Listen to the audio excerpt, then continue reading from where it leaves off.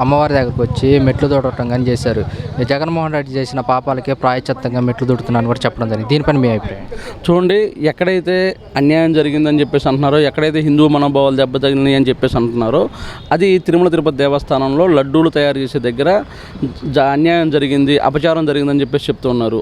అక్కడ అన్యాయం అపచారం జరిగితే ఇక్కడ అమ్మవారి గుడి మెట్లు తోడడం అంటే అసలు వారి యొక్క ఉద్దేశం ఏంటి? వారికి ఈ యొక్క సమస్య మీద చిత్తశుద్ధి లేదు. ముందుగా చెప్పాల్సిన విషయం ఏంటంటే, సమస్య మీద చిత్తశుద్ధి ఉంటే ఈ యొక్క సమస్యను సృష్టించిందే కూటమి నేతలు, ముఖ్యమంత్రి గారు.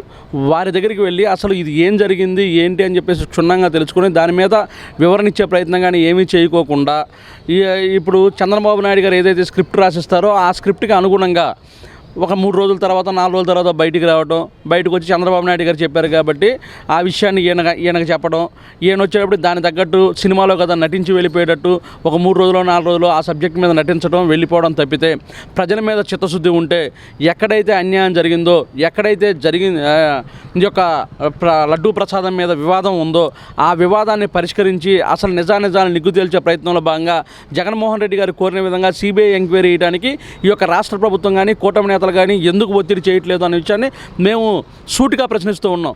దాంట్లో ఏదైనా లోపభూయిష్టంగా కానీ లేకపోతే ఈ యొక్క ప్రభుత్వం గత ప్రభుత్వం ఏదైనా కానీ దాంట్లో ఏదైనా కానీ అన్యాయం చేసి ఉంటే దాన్ని తేల్చవలసిన బాధ్యత ఈరోజు అధికారంలో ఉన్నటువంటి పార్టీ ఏదైతుందో వాటి మీద ఖచ్చితంగా ఉంది అని చెప్పేసి తెలియజేస్తున్నాం. ఆ ప్రయత్నాలు ఏమీ చేయకుండా జగన్మోహన్ రెడ్డి గారు దీని మీద నిష్పక్షపాతంగా సిబిఐ ఎంక్వైరీ వేయండి, సిబిఐ ఎంక్వైరీ ద్వారానే ఈ యొక్క నిజానిజాలన్నీ కూడా నిగ్గు తేలుతాయని చెప్పేసి చెప్పిన తర్వాత కూడా ఆ సిబిఐ ఎంక్వైరీ వేయడంలో వాళ్ళు ఆసక్తి చూపించుకోకుండా వారి చేతిలో ఉన్నటువంటి జోబి సంస్థ అయినటువంటి సిట్ వేసి వాళ్ళకి మన గత ఎన్నికల్లో గుంటూరులో ఐసీగా ఉన్నటువంటి వ్యక్తినే ఆ యొక్క సిట్కి అధికారిగా నియమిస్తూ, అంటే వారు ఏదైతే చెప్పారో అదే ఈ యొక్క కమిటీ రిపోర్ట్లో కూడా వచ్చే విధంగా వారు ప్రణాళికల్ని రూపొందించుకోవడం జరుగుతోంది.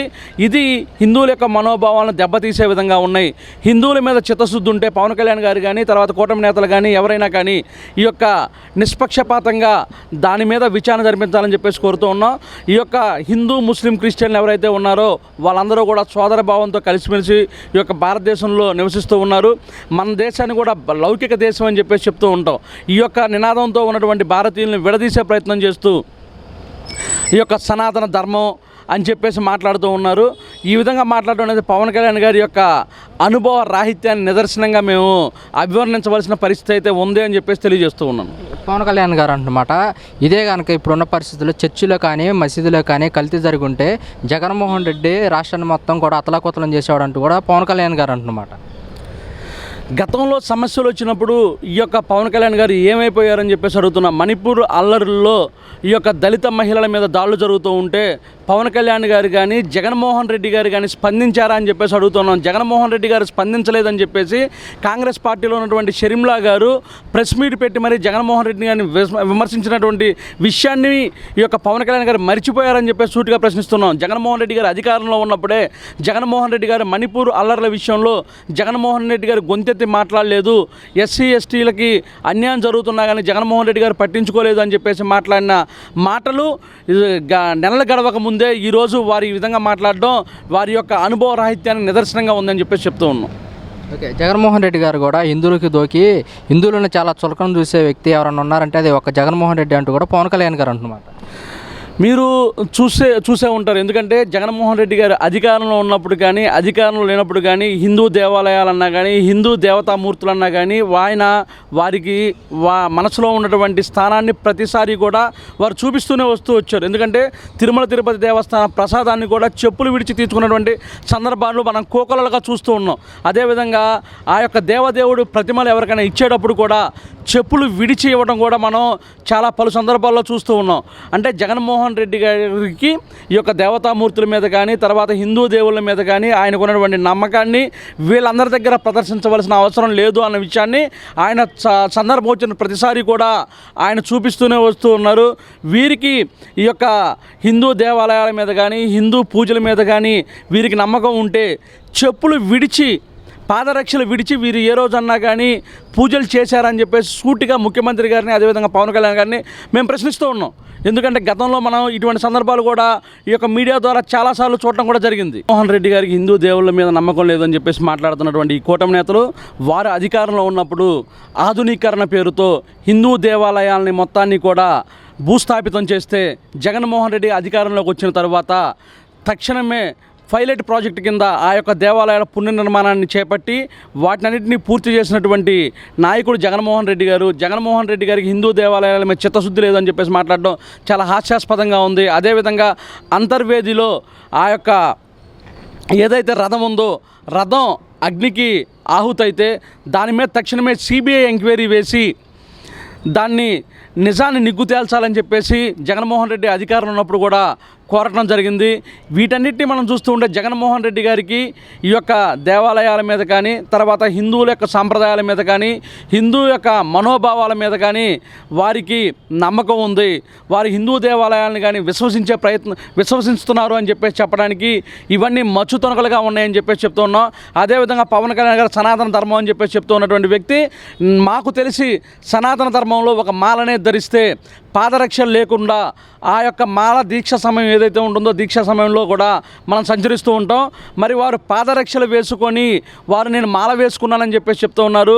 అదే సనాతన ధర్మంలో భాగమా అని చెప్పేసి మేము సూటిగా వారిని ప్రశ్నిస్తూ ఉన్నాం.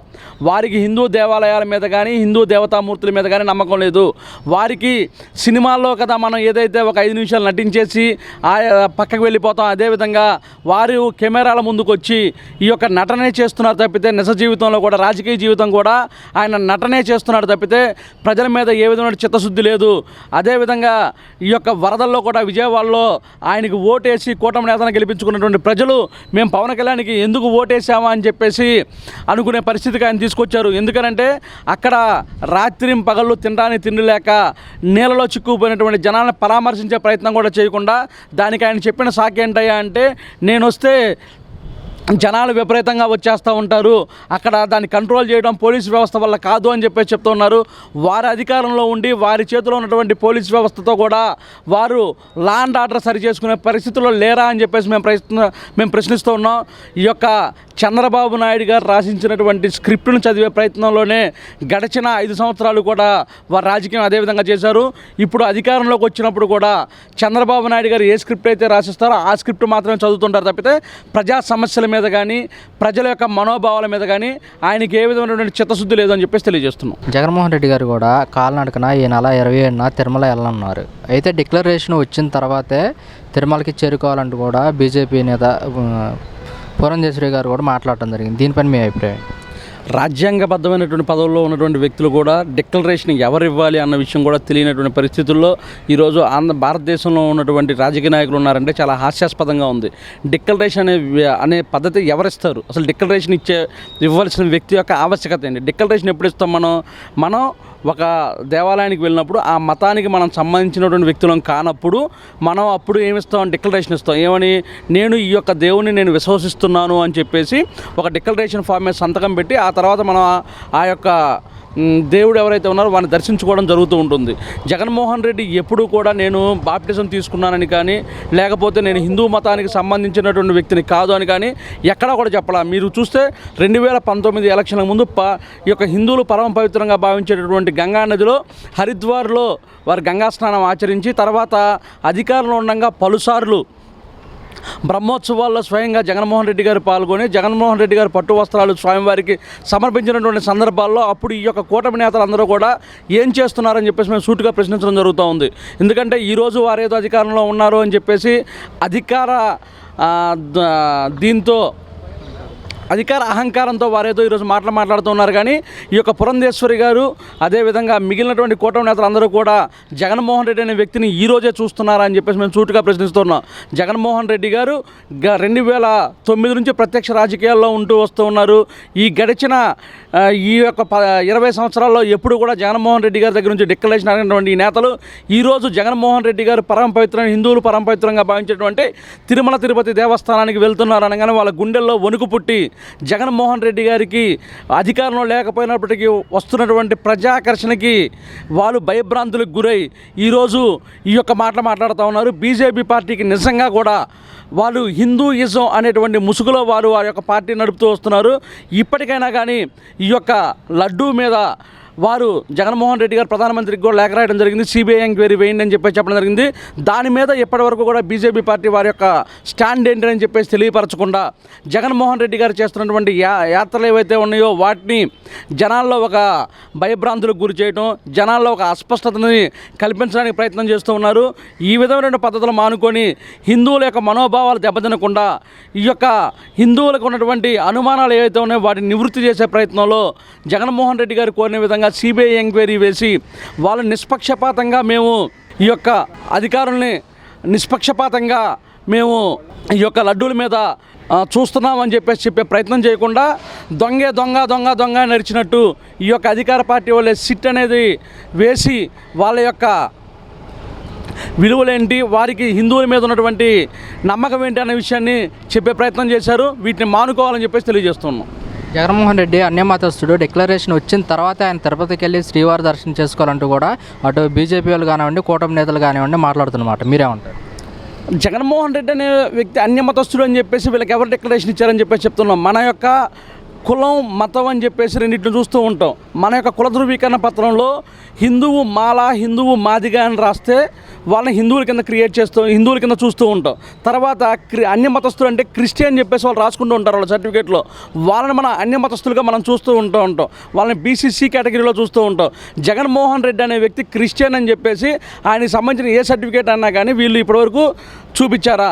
ఇదే పవన్ కళ్యాణ్ గారు నేను బాప్టిజం తీసుకున్నాను అని చెప్పేసి వాళ్ళు ఓపెన్గా డిబేట్లో చెప్పడం జరిగింది. బాప్టిజం తీసుకున్నాను అంటే దాని ఉద్దేశం ఏంటి? నేను హిందువుని కాదు, నేను క్రిస్టియానిటీలో నేను మారిపోయానని దాని ఉద్దేశం. మరి ఈరోజు క్రిస్టియానిటీలో మారిపోయాననేటువంటి వ్యక్తి సనాతన ధర్మం గురించి మాట్లాడుతూ హిందువులకి, ముస్లింలకి, క్రిస్టియన్లకి ఉన్నటువంటి అందరూ కూడా సోదరభావంతో బతుకుతున్నటువంటి ఈ భారతదేశంలో మత కలహాలను సృష్టించే ప్రయత్నం చేస్తున్నటువంటి వ్యక్తులు ఈ యొక్క కూటమి నేతలు. వారి యొక్క ఆలోచన విధానంలో మార్పు రావాలి. ప్రజల్లో ఉన్నటువంటి సోదరభావాన్ని దాన్ని రెచ్చగొట్టి రాజకీయం చేయాలని చెప్పి చూస్తూ ఉన్నారు. వాళ్ళు చేయాల్సిన పనులు ఇవి కాదు. 100 రోజుల పరిపాలనలో వాళ్ళు ప్రజలకు ఏదైతే హామీలు ఇచ్చారో ఆ హామీలను నెరవేర్చి ప్రజలతో మంచి పరిపాలన అందిస్తున్నామని చెప్పేసి చెప్పాలి తప్పితే ఈ విధమైన మాటలు మాట్లాడడం హాస్యాస్పదంగా ఉందని చెప్పేసి చెప్తున్నాం.